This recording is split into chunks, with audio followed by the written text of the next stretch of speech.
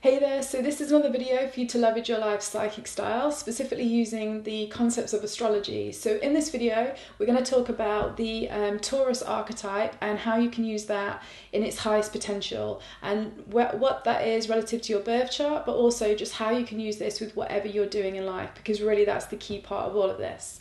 So the highest potential of Taurus is basically, it can stay still, grounded and peaceful regardless of what might be going on around it.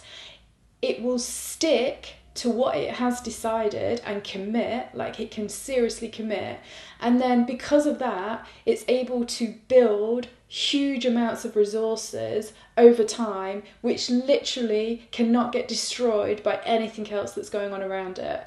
And I mean, that is friggin' cool. Yeah, and that's basically what that is. So the other thing is, as well, with this archetype and its highest potential, it's also great at receiving. And I feel like one of the reasons why it can receive so well is because it is so still, it is so peaceful, but it is so committed. So therefore, if you want to think about somebody that's got an energy field around them, and then obviously our thoughts and feelings are like sending out like signals into the universe or whatever, and then that's like bringing things to us related to whatever it is we're creating.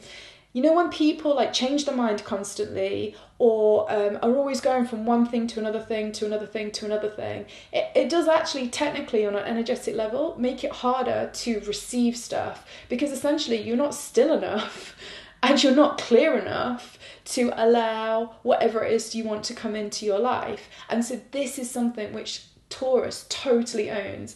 You want to think of it as quite literally like the bull that's like in the field, and it's just like, it's raining, so what? I like this piece of grass, so I'll sit on it, and then I'll wait for the rain to stop, and then I'll stand up, and then I'll eat it, and then I'll just follow that pattern. And basically, if I don't want to move because I'm content with where I am and this has everything that I want, even if the situations change, let's say like the weather, it doesn't mean dick to me, because I just understand that if I just hold my ground, stay focused on what I want, and make sure that I don't get dissuaded by anything else around me, I have everything that I want.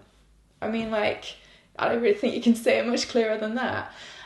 So what you actually want to do then is you want to look in your birth chart, see which houses Taurus energy falls into, and then obviously look in my description note which describes those areas of life related to the houses, and then work out whether you're able to access that quality, that highest potential of Taurus in your life easily, or if it's challenging, and that will depend on aspects in your chart. But just remember that you can literally tap into the Taurus archetype with whatever it is that you're trying to create. And remember, the key thing with this is to be peaceful with it, to be grounded with it, and to basically stay committed to it regardless of what is going on in your physical reality. Because if you really want to build resources, you're gonna have to like,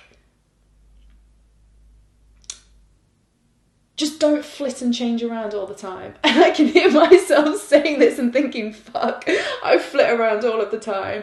But I mean, like, this is the thing about the highest potential of the Taurus archetype. Obviously, this is not something that I'm great at, but like everybody can access it. And I'm even just thinking, yeah, I really need to work on that. But yeah, this is super useful because obviously Taurus is very much related into the house to do with like possessions, money and self-worth.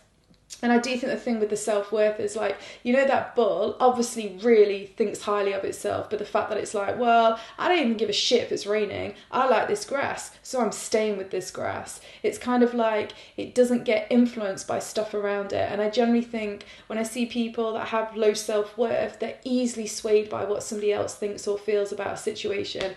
And that's something that the bull just does not do. And over time, it means it's just so great at receiving and building huge amounts of resources. So yes, have a try with that, see what you think, and I'm also gonna have a try with that and see what I think. So I hope you enjoyed that. Cool.